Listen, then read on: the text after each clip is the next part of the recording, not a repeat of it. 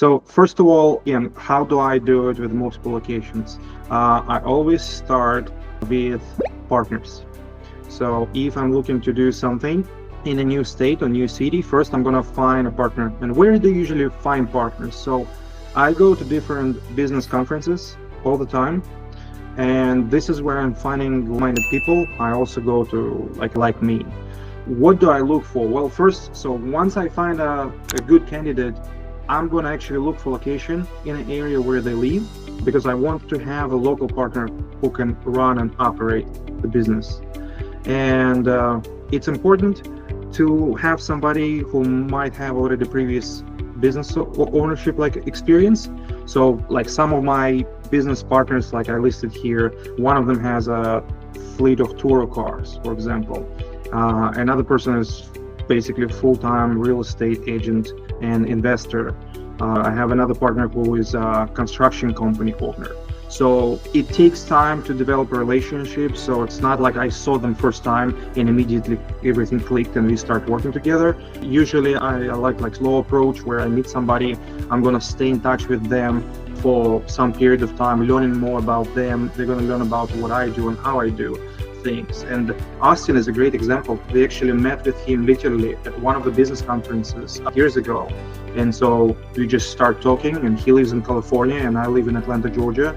And after the conference, we just reconnected and continued talking for a while before we start something together. And we started small things he started doing for me, and then it just grew and grew and grew. We start trusted each other more and more.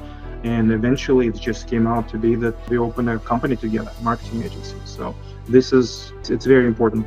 I'm always also trying to find capital partners, so people who are going to invest money. And the truth is, no matter how much money you have, it's always going to be limited.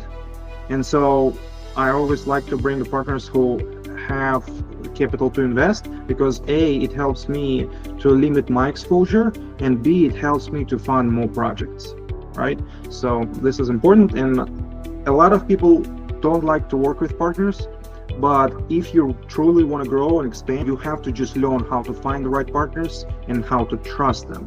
Now, also with that being said, obviously each partnership needs to be properly documented. So if you start working with the partners and you open a new location, you have to consider, once I find a partner, we register new entity. And usually I work on the LLC. I like to do elected as an S Corp in the United States. This is how we operate. Then once we have an entity, we create EIN number. It's very simple. You just go online and do it. Then they create operating agreement. An operating agreement is the backbone of our relationships. It doesn't matter how good friends we are or how well we know each other, maybe your family members. I strongly recommend to draft a good operating agreement. And how can you find operating agreement, for example, right, to use? Well, one, get a local attorney. He'll help you to draft it. Or B, second option is find a partner who already has operating agreement and use that.